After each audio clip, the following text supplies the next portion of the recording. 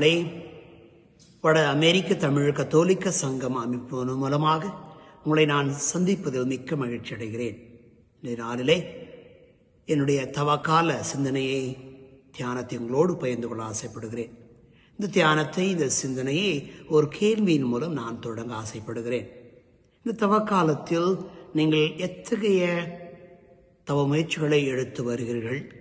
எத்தகைய தவ முயற்சிகளை நிறைவேற்றியிருக்கிறீர்கள்? நாம் அனைவரும் இந்த தவ காலத்தை தொடங்கின நாளிலே பல்வேறு திட்டங்களுடன் தொடங்கினோம். அதை செய்ய வேண்டும், இதை செய்ய வேண்டும், இப்படி செய்யக்கூடாது, அப்படி செய்யக்கூடாது, அதை செய்யக்கூடாது, இது செய்யக்கூடாது என்று பல்வேறு திட்டங்களை தீட்டி நாம் இந்த தவ காலத்தை நாம் தொடங்கினோம்.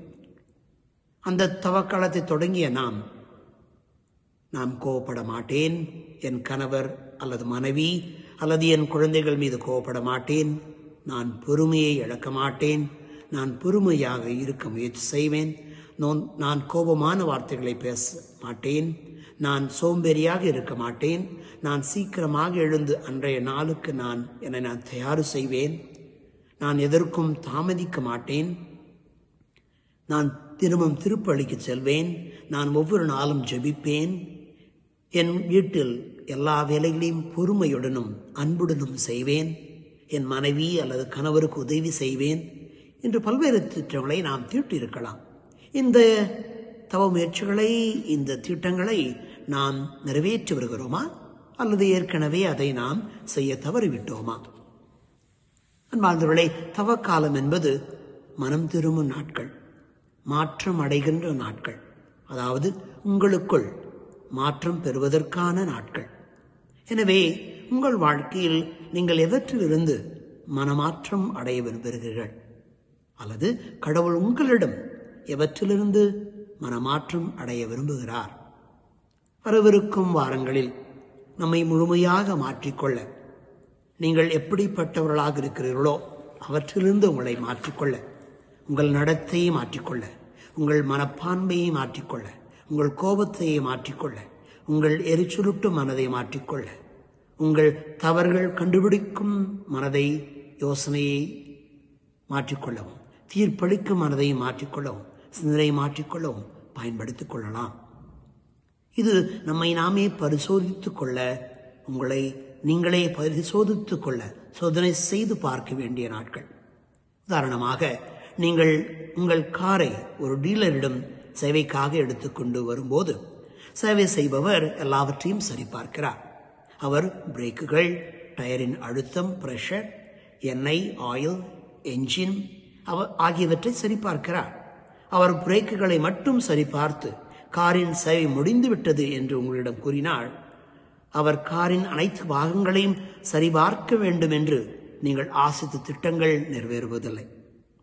அதே போல நம்மை நாம் முழுவதும் பழுது பார்த்து, உற்று நோக்கி, அலசி பார்த்து, எவற்றில் நான் பழுதடைந்திருக்கிறோனோ, எவற்றில் என்னை நான் சரிபார்க்க வேண்டுமோ, எவற்றில் என்னை நான் சீர்படுத்திக் கொள்ள வேண்டுமோ அவற்றை எல்லாற்றையும் பார்த்து, குறிப்பாக உங்கள் மனைவியுடனும், உங்கள் கணவருடனும், உங்கள் குழந்தைகளுடனும், உங்கள் நண்பருடனும், உங்கள் எதிர்களுடனும், உங்கள் சக ஊழியருடனும், உங்கள் அண்டை வீட்டாருடனும், உங்கள் சகோதரன் அல்லது சகோதரியுடனும் உங்கள் உறவை சரி செய்ய இந்த நேரத்தை பயன்படுத்திக் கொள்ளலாம். நமது விரக்தி, கோபம் மற்றும் உங்கள் விமர்சனம் எண்ணங்களை கையாளும் அளவுக்கு பக்குவப்பட்டவராகவும் இந்த அருண் நாட்கள், பரிசுத்த நாட்கள் நம்மை நாம் பயன்படுத்திக் கொள்ளலாம். நாம் மற்றவர்களோடு சண்டைகள், பிரச்சனைகள் நடக்கும்போது, மற்றவர்களுடன் நமக்குள் கருத்து வேறுபாடுகள் ஏற்படும் போது நாம் மிகவும் கனிவுள்ளவராகவும், இரக்கமுள்ளவராகவும், பணிவுள்ளவராகவும், மனிதாண்மை உள்ளவராகவும், மற்றவர்களிடம் மிகவும் சாந்தமாகவும் பொறுமையாகவும் இருக்க முயற்சி செய்யலாம். அதனால் பக்குவமற்ற நிலையில் இல்லாமல் விரக்தி மற்றும் கோபம் படுகின்ற தருணங்களில் நாம் சரியான மற்றும் பக்குவப்பட்ட முறையில் கையாள நம்மால் முடியும். நம்மில் பலருக்கு கடவுள் மீதும் நமது ஜெப வாழ்க்கை மீதும் மிகுந்த விசுவாசம், பற்று, அன்பு இருப்பதை நான் காண்கிறேன். ஆனால் கடவுளின் மீது கொண்டுள்ள அந்த அன்பு மற்றவர்களிடம், குறிப்பாக நம் எதிரிகளிடம், நமக்கு பிடிக்காதவர்களிடம் பிரதிபலிக்கும் போது அதில் நாம் தோல்வி அடைகிறோம். மற்றவர்களிடம் அதே அன்பு கொண்டிருக்க நம்மால் முடிவதில்லை. நமக்கு கொடுக்கப்பட்ட மீதமுள்ள இந்த வாரங்களில் இவற்றை நாம் முயற்சி செய்யலாம். நம் எதிரிகளை நேசிக்கும் சிறந்த ஒரு நபராக நாம் மாறவும் இந்த நாட்களை நாம் பயன்படுத்திக் கொள்ளலாம். நம் ஆண்டவர் சிலுவையில் சிறந்த ஒரு ஜெபத்தை ஜெபித்தார்.